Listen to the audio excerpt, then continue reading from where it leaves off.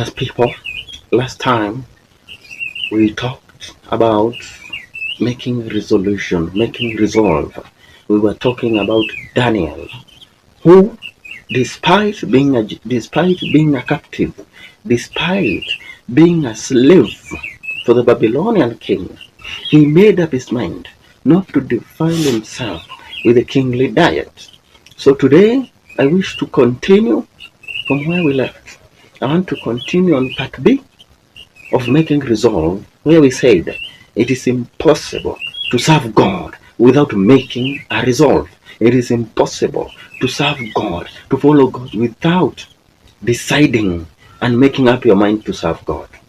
So today, precious viewers, let us talk about another person who made up his mind to serve God, who decided not to corrupt himself with the corruption of the earth. And this person is none other than Joseph. I want to read Genesis chapter 39 from verse 6. So he left in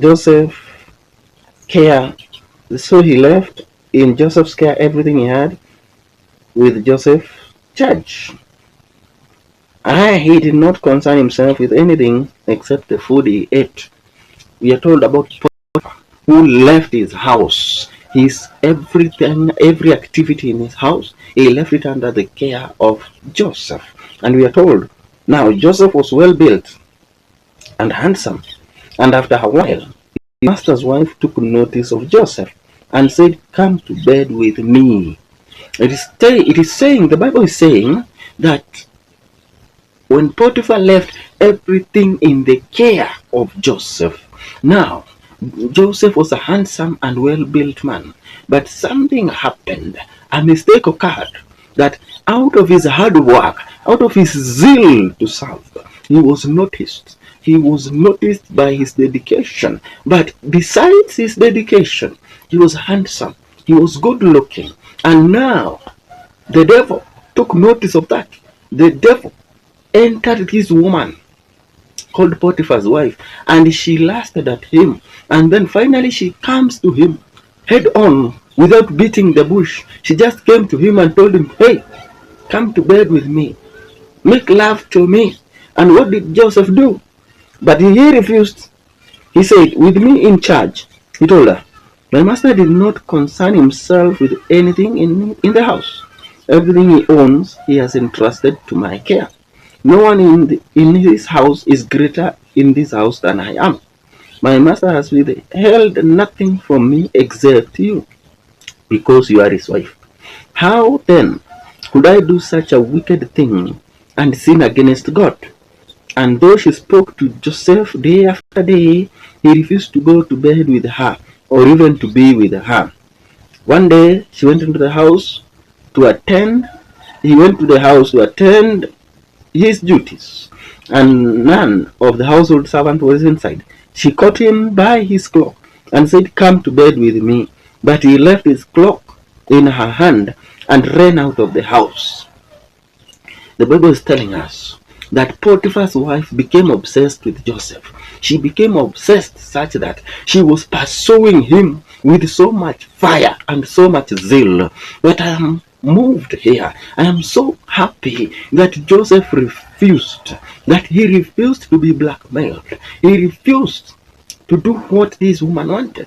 And instead, he rejected her blatantly until to a point we are told that she came to him and held him fast and tightly. But Joseph did not agree. In fact, he removed his cloak and ran away. I'm asking myself one question. If it was you, if it was a young man of this generation, this Gen Z, if an opportunity like that comes, do you think we can say no? Do you think we are able to refuse until we leave our clothes? Or it will be another way around. It will be another case now.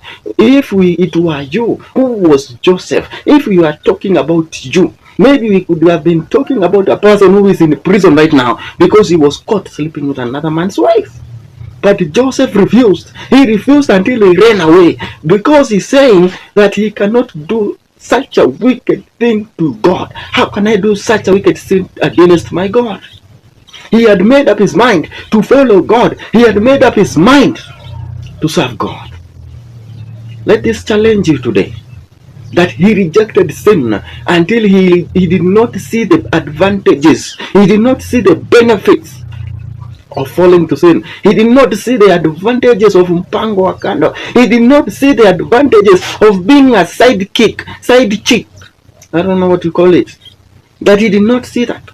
He focused on entry. He focused on God. He focused on on pleasing his God.